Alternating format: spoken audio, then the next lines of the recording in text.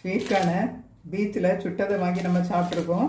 அதை வந்து வீட்டில் நம்ம ஈஸியாக கேஸில் உள்ள ஃப்ளேம்லேயே சுட்டுடலாம். இதை இப்போ சுட போகிறோம் நம்ம. அதனால் மேலே உள்ள துவையெல்லாம் உரித்து எடுத்துடலாம். உரித்து எடுத்துட்டு கேஸில் வந்து நம்ம சுடணும். இப்படி அதை சுட்டு எடுத்துட்டு அதுக்கப்புறம் அதுக்கு மேலே நம்ம மிளகாப்பொடி உப்பு அதை லெமனை வெட்டி அதில் தொட்டு தடவி சாப்பிட்றலாம். ரொம்ப டேஸ்ட்டாக இருக்கும். நீங்களும் இந்த மாதிரி செய்து பாருங்கள்.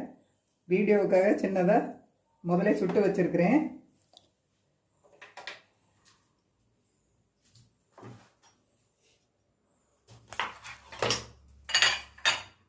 மிளகாப்பொடி உப்பை இப்படி தொட்டுட்டு அது மேலே இப்படி தடவிட்டு நம்ம சாப்பிட்றலாம். ரொம்ப டேஸ்ட்டாக இருக்கும்.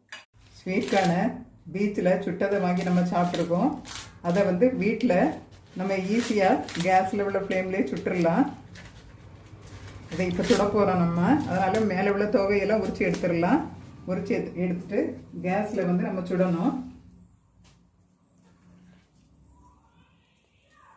இப்படி அதை சுட்டு எடுத்துட்டு அதுக்கப்புறம் அதுக்கு மேலே நம்ம மிளகாப்பொடி உப்பு அதை லெமனை வெட்டி அதில் தொட்டு தடவி சாப்பிட்றலாம். ரொம்ப டேஸ்ட்டாக இருக்கும். நீங்களும் இந்த மாதிரி செய்து பாருங்கள். வீடியோவுக்காக சின்னதாக முதல்ல சுட்டு வச்சுருக்கிறேன்.